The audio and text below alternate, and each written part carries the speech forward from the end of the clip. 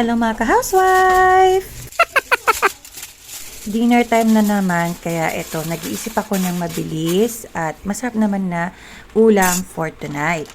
Nakita ko sa fridge itong mga siomai, so naisip ko air fry ko na lang ito, plus magluto pa ako ng isang gulay dish.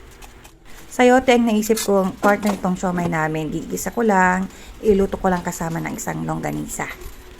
So pagkaset ko ng mga siomai, nagluto na rin ako dito sa aking sayote. Una, naggisa muna ako ng bawang. Tapos, maglagay ako ng sibuyas. And then, sabi ko nga sa inyo, mahilig kami sa longganisa. Pinangasasahog namin sa mga gulay. Mag-a-add ako ng isang pirasong longganisa lang. Kasi kahit isang piraso lang siya, malasa na siya. Lasang-lasa yung karne sa mga gulay. So, isosotay ko lang siya ng mabuti hanggang sa maluto yung longganisa.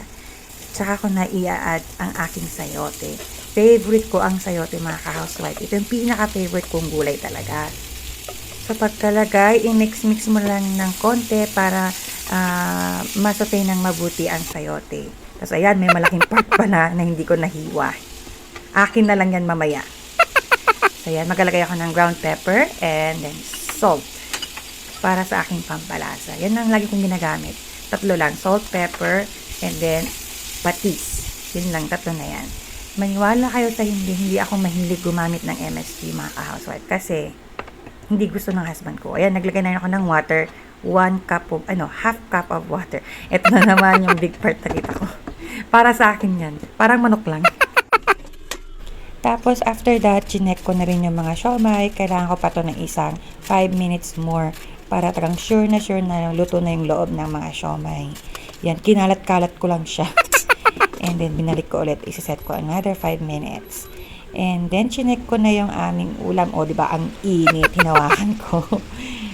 Yan. Medyo okay na to. Konti na lang. And then, chinek ko na yung aking mga siomai. Yan. Lutong-luto na siya mga ka-housewife. Kasi yan, mabas yung mga mantika niya at kumukulo pa.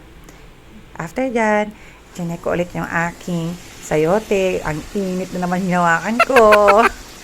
So, luto na rin ang aming sayote mga ka-housewife. Kung hindi nyo pa na-try ang ganitong dish mga ka-housewife, i-try nyo na. Napaka-simple at masarap at napakadaling lutuin. So after that, nilagay ko na sa mga plato namin yung mga siomai para hindi ko na lalagay sa another lagayan kasi yun pa yung another hugasin. Akala ko 12 pieces yung nagawa ko, 11 lang pala. So tig-apat sila, ako ay 3 piraso lang. Kawawa talaga mga housewife. So, yan. Tapos na ako. Thank you for watching mga housewife. Have a wonderful dinner. Please watch and share. Hello, mga housewife. Please watch and share.